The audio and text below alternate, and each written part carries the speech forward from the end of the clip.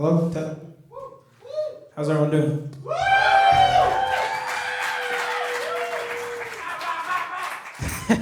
Thank you all for being here. I only have one note before we start. If you have not yet picked up a program note, please do so. I put a lot of effort into this. It's supposed to all kind of make sense with the whole program. So please pick, thank you, Mark. Please pick one up before I guess we're starting now, so yeah. We'll wait for Mark. But thanks for being here, guys. It's gonna be fun. Thank you, Mark. Oh, here comes Lucas. All right. Sit down. Just sit down. All right, we're gonna start. Thanks, guys. I guess I'll talk after. All right.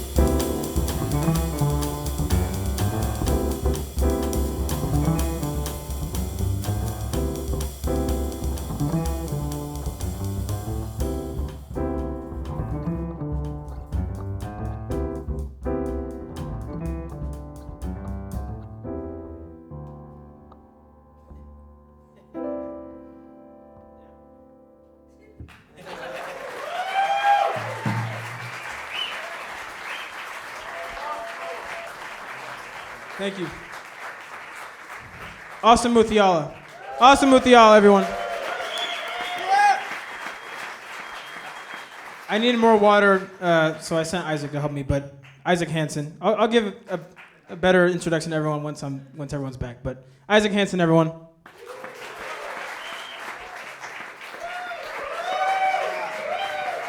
Thank you. I ran out already. I'm already running out of water. This is bad. Oh, okay. Ethan Frank, everyone. Ethan Frank. A beautiful cadenza solo. He's your favorite. He's my favorite. Everyone's favorite for everything. Benjamin Minnie.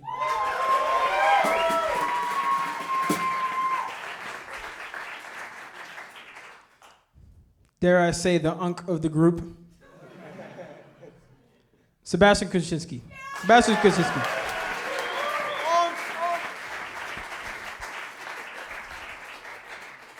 So what you just heard was a suite that I wrote. Basically, this whole recital is completely new, except for the last tune. I played the last tune, and I played it with the people that I'm going to play with. But everything else I've written specifically for this to specifically capture the journey so far I've been on, just overall as a person, as a musician. So the first three is essentially a snapshot of my very beginning of playing. So the first tune, which, Denial, I remember, I was going to forget the name. Denial is just, and you can read in the lovely notes I made, just me kind of being a rebel against wanting to even play trombone, which is crazy, I know. What? Didn't want to play trombone? Yeah, I did not. Thankfully, my amazing, wonderful mother, who is here tonight,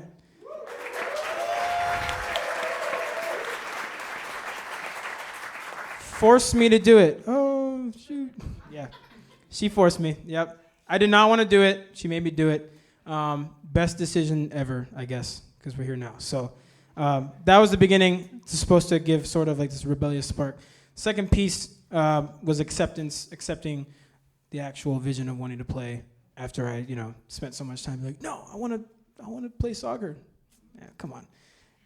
And then the third one is emerging into, the light of everything I wanted to, do in high school is when I started, playing all the bands, all this stuff. And that was kind of when it all kind of started coming together. And this is like, wow, this is actually something I want to do. So this next part, and I guess I'll invite him on stage now so he can set up. Andreas Kellepouris, everyone. Bring him up. So he has a very important job tonight, but maybe some of the most important jobs. We'll go into more detail. But the next piece we're going to play is a very important piece of mine. It's not mine, sorry. It's a piece that I want to play. But it's the first transcription tune album I ever wanted to transcribe, and I had failed miserably when I first did it, but I still tried. This is Edmund Goulding's Love Your Spells Everywhere, and Andreas is going to be Benny Golson. I'm going to try to be Curtis. We're going to see what happens. But this is really special to me. This is like in the midst of this, what's happening during the suite. This was like a very pinnacle moment. I first heard this. It was like the first time I heard like not elevator music jazz. And I was just like, what the heck? Because Benny Golson plays the first solo, as Andreas will. And it just blew me away. And I didn't even get to Curtis's solo at the time. I just listened to Benny Golson and I was like, this is amazing. Then I listened more and I was like, oh my God, this is crazy. Like, this is what trombone is. So this is our rendition of Edmund Goulding's Love Your Spells Everywhere off of Curtis Fuller's Bluesette. Thank you.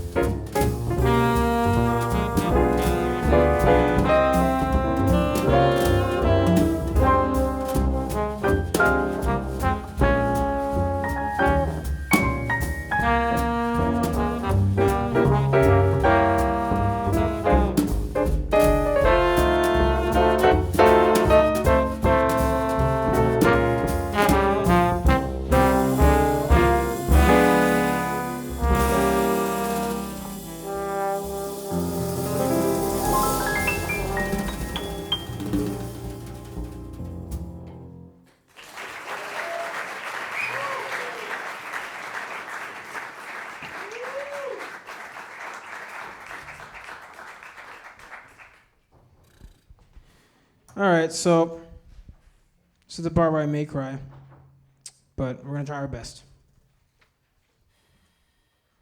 So, all right, it's already coming. It's happened in rehearsal, y'all. I'm trying to. Okay, so there's a really important part of my development through denial and acceptance. Shit, sorry. I'm trying my best.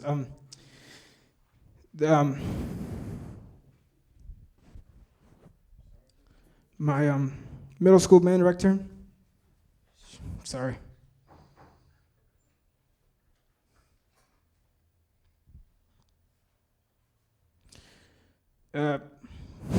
He was really important to me.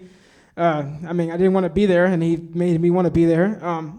He passed away like a year and a half ago, like first semester of college here, and yeah, he was great. His name is Mr. Hanson.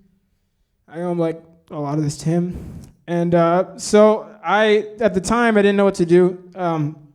So I just did the one thing I knew what to do, was just play my instrument. And I basically just put a voice memo on. I just played whatever came to my mind. And yeah, I was like, well, I know exactly what I need to do for this. I know exactly what I need to play this. So what I did was I just essentially took pieces of that voice memo and put them on a piece of paper, and I told these guys, like, I'm just trying to vent. So I'm gonna do like a mock-up version of what it was like, I guess.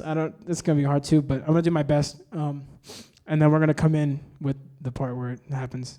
So this is called Afterlight. This is for him. It's like really important. So thanks, guys. Thanks.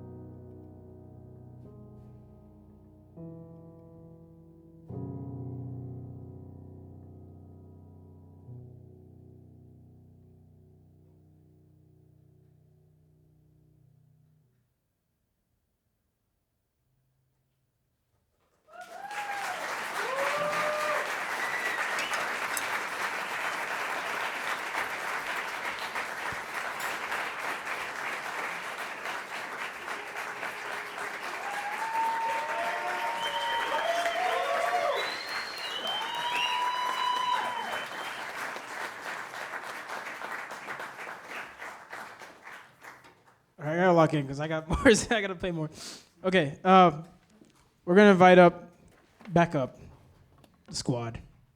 Come back, guys. We're gonna get I'm not gonna cry anymore. Okay, I might cry later. All right, that's fine. So, this next tune. Okay, I have a question for everyone in the room. I mean, if you look at the thing, you're cheating. But who's my favorite trombone player? J.J. Johnson, yeah. If you know me well, you know that it's like my guy. I don't know. Like I don't know how many records I have. I think I might have almost all of them. So my dad owes me some he got in Amsterdam. So I'm like waiting for those. So, you know. So when I got out of high school into college, when I first started at Michigan State, I did not know who J.J. Johnson was. And that's crazy. I don't know how, whatever. I didn't know, and my first semester or my first year there was kind of weird. COVID, yay. But I was the second semester I actually went to Michigan State, and if anyone was in college during that first year of COVID, you understand that if you were in school it was not this is not happening. Like stuck in the dorm, you didn't have a choice. You couldn't go anywhere. You couldn't hang out with anyone. I mean, I literally saw people got expelled from the school because they hung out during this time. It was crazy. So at that time, I was like I didn't really know, whatever. It was troublesome, but the one thing I had was the trombone. I had Professor Deese, and at that point I didn't really transcribe a lot, and I was kind of new to it. And for those of you that know me and that study with me, you know that. He's kind of hard on you, kind of on me, Professor Deese, with the amount of work that we did. So one of the things he made me do was transcribe the entire Eminent Volume 2 J.J. Johnson in a semester. And that was like, oh my God. And I was like, what the heck? I didn't know what to do with that, but I know I'm going to do it, so I figured out. When I finished that, I mean, it changed everything for me. It was like, oh my God, this is what I want to sound like. This is like pure trombone sound. And so this Old Devil Moon is one of the tracks off of that record. And yeah, I just picked it because I liked it a lot. And it's fun. And that's also why I picked it. Look who we just brought up. Mr. Mateo Montes. How could I forget? It's like, why did I pick this tune? Oh, yeah, because Mateo's the GOAT. So this is... it's like kind of arrangement, more just through composed, kind of just exactly what he does. On Old Devil Moon, brought Isaac and Austin back, so it's gonna be fun. We're gonna go back to fun energy, no more depressing. All right, thanks guys.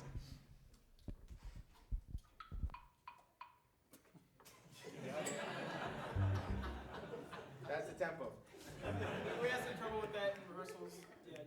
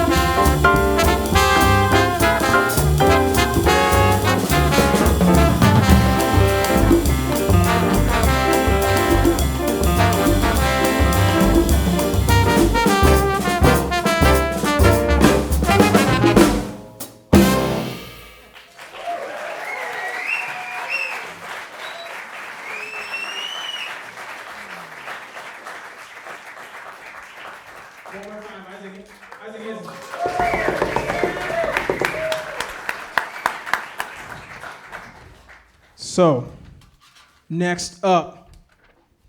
Yeah, Dad, I'm looking at you. So I wrote a song for my mother in my undergrad recital. Only fitting that it was time for my father to get one. I don't know if many people here that actually know my dad like that. Let's just say that, you know, growing up, yeah, he was tough. You had this face to him, you know, if you were doing something bad, it was bad news. Yeah, to the point that like, I would bring in friends when I was like way younger. You make friends, you don't know, they're not like, you don't know who they are, you know? And he'd bring them in and like either he would ignore them or he would kick them out. If they were doing something bad. Like literally at my birthday party, he removed like 3 friends. I was like, what are you doing? He's like, they're not it. I'm like, all right. So he's hard, he's serious, but at the same time, kind of a teddy bear in a way. So there's a good story that some of you may know about before I start crying, because I'm not gonna cry. I'm not gonna do it. When I was in undergrad, I don't know, like I was playing and I was like, yeah, I can play the trombone. I could not play the trombone. No. And I was trying to get into this band. And these guys know that band. That guy knows that band. You guys know that band. JO1 in Michigan State. Everyone wants to get in that band. I was trying so hard to get in, and for, yeah, stupid. Looking back, it was stupid. But the important part is that I did not get in until my senior year. And the reason is because I thought I was the the guy. I'm not gonna say it. And I got out of it, and I got out of the process where because they announced them at this big, event at the beginning of the year. And I remember I'll go back to behind outside behind the dorm, and I called my dad. Why did I think he was gonna be oh, I'm so sorry? No. I called him, I'll never forget. I called him, I'm like, Dad, this is rigged, this is terrible. And he's like, are you done? And then what followed after that was a couple of explicit words that I'm not gonna elaborate on. And basically he scolded me, and I was just sitting there. I'm just I thought I was gonna get comforted, and it was not comforting at all. But the main point he made was that I did not work hard enough to get into that band. I did not prove myself enough. I didn't practice enough, and he knew that because I was at home. I did not practice enough. I did not. And he was very adamant of just giving me the truth, which is what this composition is called. And yeah, I'll never forget that phone call. That was the moment, really the way I thought about everything music really changed. And I was like, okay, I need to lock in. I need to take this seriously. I'm not taking this seriously. And I at that point forward, I just, and then look at that. The next year I got in the band. Yay, it's cool. And then he was like, see what I mean? I was like, whatever, Dad. But yeah, this is not only the truth of that story, but the truth of him as a person, just being this, generally awesome guy. And if you don't know my parents, you gotta meet them because they're the coolest ever. Seriously, they're the best. And my sister too. My sister's here. It's in. If you read the book, it's in there. You need to meet my parents before you leave. All right? And then, wait a minute. Before I continue, there's someone that just popped up on stage. And well, I guess this is kind of fitting because the story is about JO1. And, Eric Law, everyone. North Carolina native, like myself. Michigan State native, like the four of us. And University of Miami graduate. Eric Law is back, guys. The law is back. So Eric was here for a gig, and he so graciously stayed an extra day to play my recital, and I could not be happier to have Eric on it. So this is entitled The Truth. Thank you.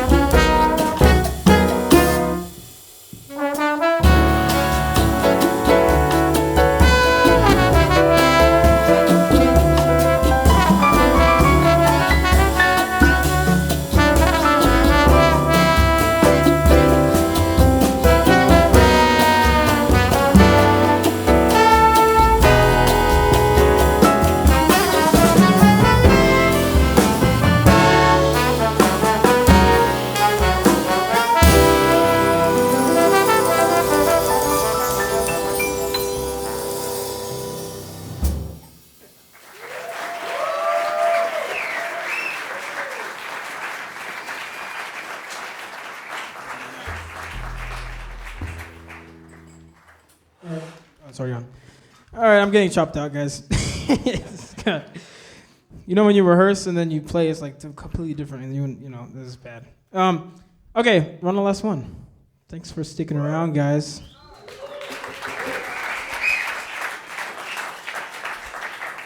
So I gotta do a couple thank yous, but I'm making fast. I guess I'll do the band first. It's an amazing band, guys. Give it. Come on.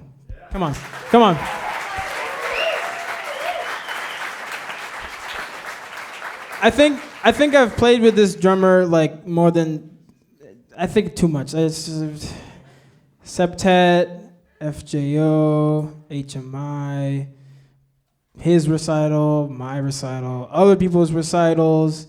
What else? I mean, gigs. Fish House, guys. Fish House. Guys, Sebastian Kuchczynski.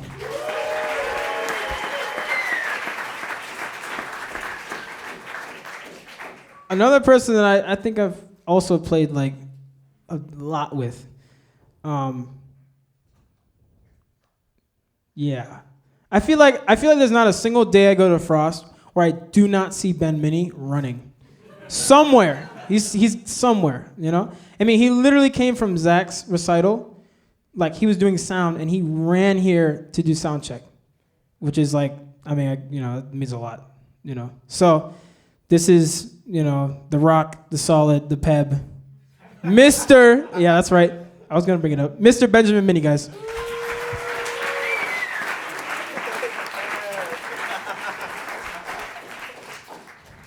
Now, this guy, we do that all the time. This guy, yeah, he's. I don't even need to say his name. You already know who I'm talking about.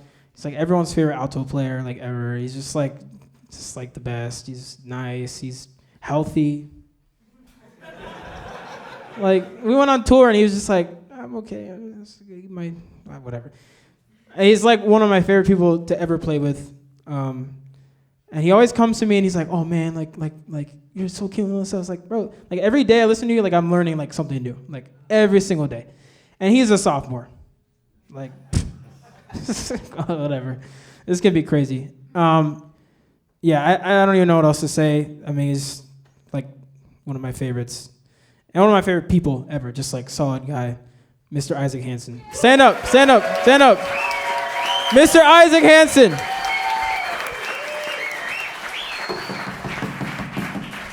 Now, I'll do. Mateo, I mean, I've never, we're going to get to Andreas in a second, but Mateo here, I mean, like, one of the most consistently nice people I ever met. And he just had his recital, how many days ago? 2 days ago? 2 days ago, and it was absolutely amazing. And he was so gracious to, even with that happening and all this rehearsal time we spent, so gracious to play my recital. I love him so much. Mr. Mateo Montes. Stand up. Mateo.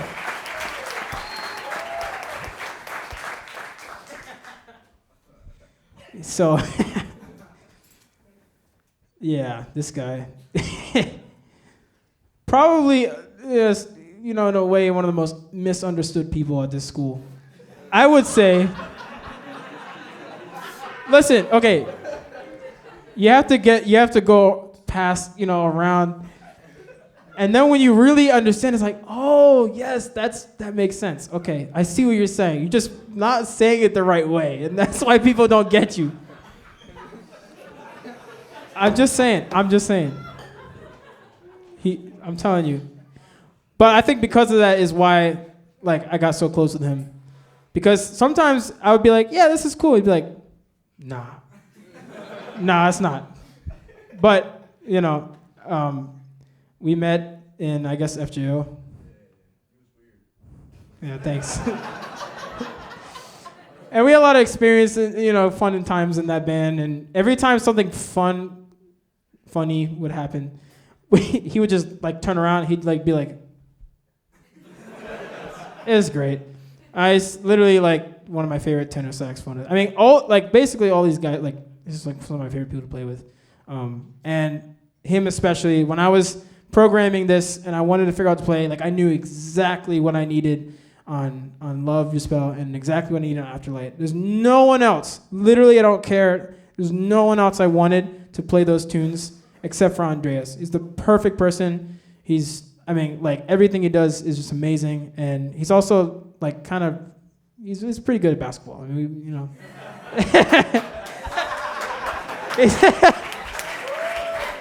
Andreas Kellepouris, guys. Stand up. Andreas Kellepouris. I promise that the rest of my things are not going to be this long, but I owe a lot to these guys, you know, because this music is like super emotional for me, and it's super important, and they are like the best, and I just have to give them their flowers. Mr. Frank. A lot of you might not know him because he's kind of been lurking, waiting to make his appearance. He moved in this past year, took over Eric's spot, and he has just been like literally one of the best friends ever. Not only one of the best friends, but just randomly will make something, be like, yo, you want some? Like, yeah, like, I'll take it. And like extremely, like whenever I'm on the piano at the place and I'm trying to play something, it's like, I can't play this. Ethan's just like, you just do this. And I'm like, oh, yeah. And I mean, he just had his birthday as well, so, you know, wish him a happy birthday. And on top of all of that, he's one of the most killing pianists I know. And big news, I'm going to do it, because he's not going to do it. But he will be coming to Frost next fall. So, please,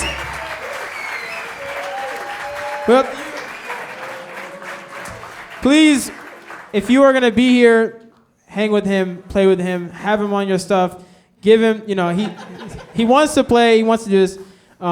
He's one of the best. I love him so dearly. Ethan Frank, guys.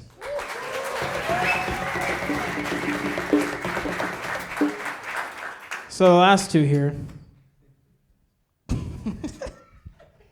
I knew Eric way back because I met him in high school. But like kind of regrouped at the same time with COVID, my freshman year. And yeah, it was interesting because we would like hang out, but like we weren't like that close. We were like, whatever. And it was like fine. Like we did hang out though because we had a lot of mutuals. I knew Eric obviously. And I was like, oh, that guy's cool.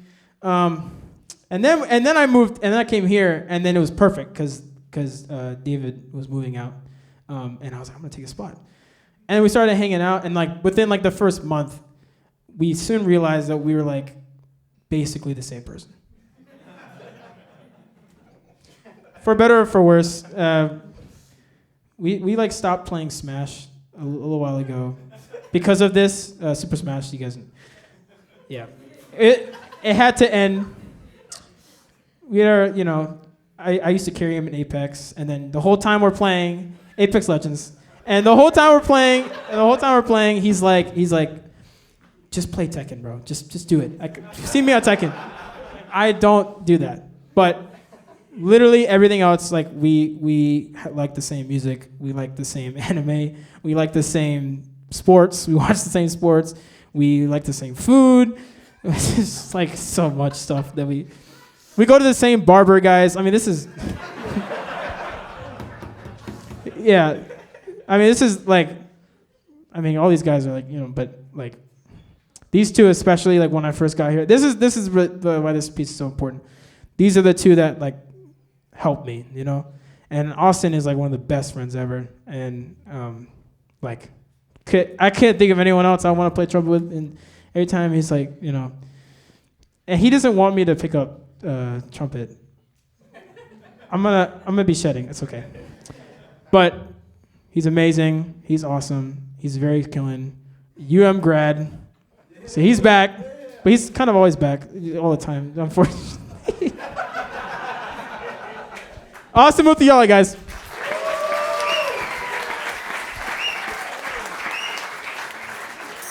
And then Mr. Eric. We go way back, guys. I was a wee lad. He was like killing it. I wanted to be like Eric. And then he and our friend Jack both went to Michigan State. And then my teacher, Ms. Byrne, who I'll mention everyone in a second, was like, you gotta go because they just went. I was like, okay. So then I went and we connected again and it was great and we just hung out and we went to the games, all this stuff.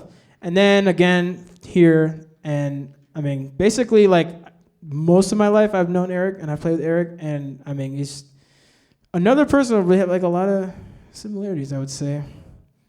Yeah. And I got him into F1, so I'll take credit for that one. But I mean, he's like, he's so killing, dude. It's crazy. It's crazy. I gotta keep going through this, guys. Eric Law, seriously. Round of applause. All right, I'm gonna make this short. I promise. Okay. So there's a couple of I want to thank. I'm just gonna go up from the beginning to the end of all the teachers I've had really fast. My first teacher ever, Tony Granados, who said I had a bad sound. Thanks, Tony. Thanks. We left him, and then we found Miss Byrne. And Miss Byrne was like the main private teacher I had for 6 years. Taught me literally everything I know about trombone. I owe all of my trombone playing to her. Literally every single ounce of trombone playing you hear is because of her. I have like no other. I don't know. There's nothing else to say. She's like the best. She's amazing. She's like my second mother. Miss Byrne, if you're watching, I really appreciate you a lot. Thank you for everything you've done. And then I already talked about Mr. Hanson. I'm not gonna go into it because I'm not gonna cry. But Mr. Hanson was amazing, and he was really crucial in my development. And then at that time in the high school, Dr. Gelb, who is important, I would say, he really, really got me into jazz. He was our director of Triangle Youth Music. And he was really crucial for that. So thank you, Dr. Gelb, if you're watching. My high school band director, Mr. Jarvis, who was kind of also a big part of it. He kind of just let me do all the bands, and that was like awesome. So thank you, Mr. Jarvis, if you're watching. I appreciate you. Going to undergrad, Professor Michael Deese, who really beat me up into shape. Like really, really. Dan's here. Dan knows. Yeah, Dan also went through it. I mean, you know, it is what it is. He's just even when like you're not really want to practice like in that environment, you just want to practice, and it's just like, you know, kind of whatever. It's tough, but I owe a immense amount of my jazz playing to him. And Professor Deese, if you're watching, I really appreciate you and everything you've done for me. Thank you for the constant. I mean, I still talk to him. He called me like 2 days ago, so we still talk, and he's the best, and I love him so dearly. And then I'll just go. I guess I'll go straight up the line to Mr. Bossman himself, who's standing right in the middle there. I am standing. Sitting. I'm tired. I'm sorry. I'm really tired. I mean, guys, come on. What else do I have to say? He's the best. Everyone loves him.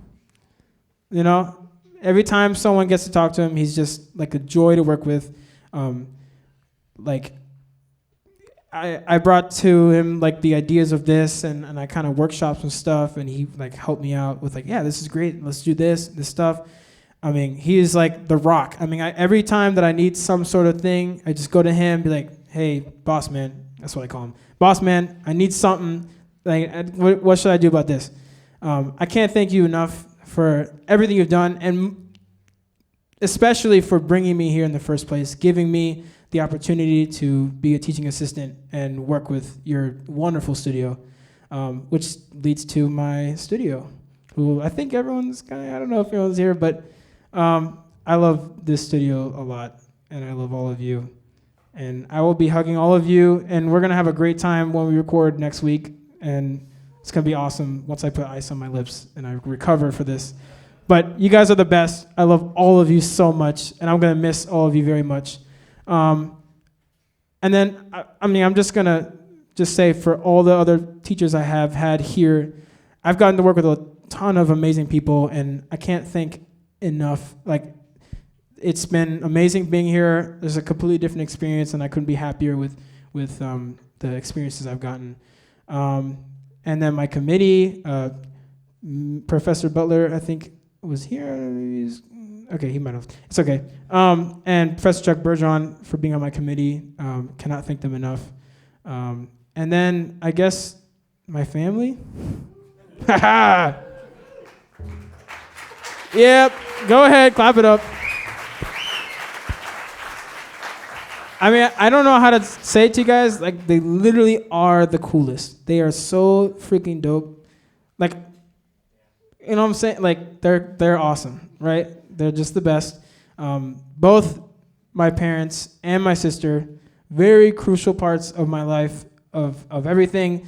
They just, it's really easy to, you know, kind of get into a pit hole of sadness and depression when you're trying to figure this out, you know? But when you have like a family there that's like really strong and like connected, even though like we fight way too much in the text message group chat, this is ridiculous.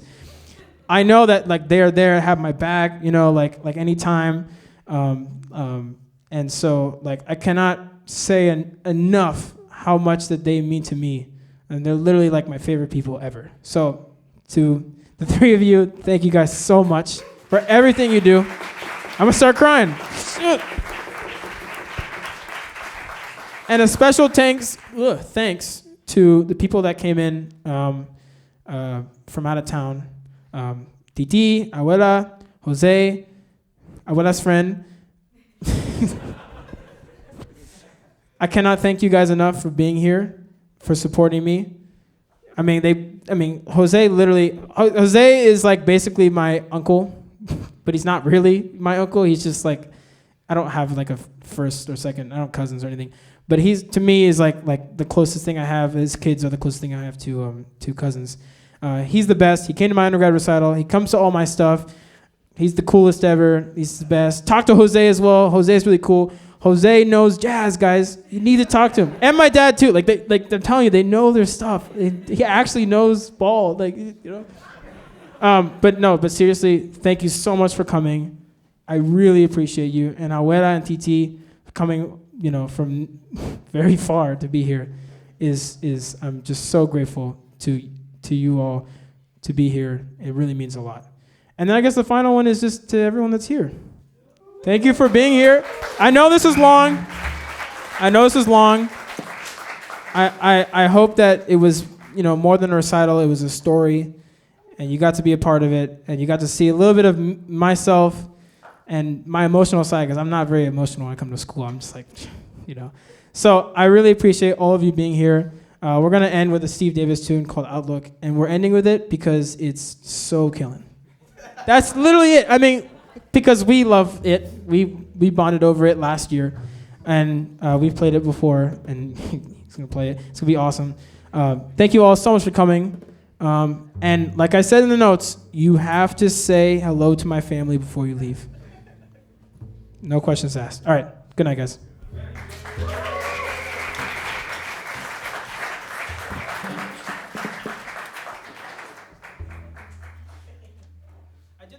My chops, guys. This is my chops.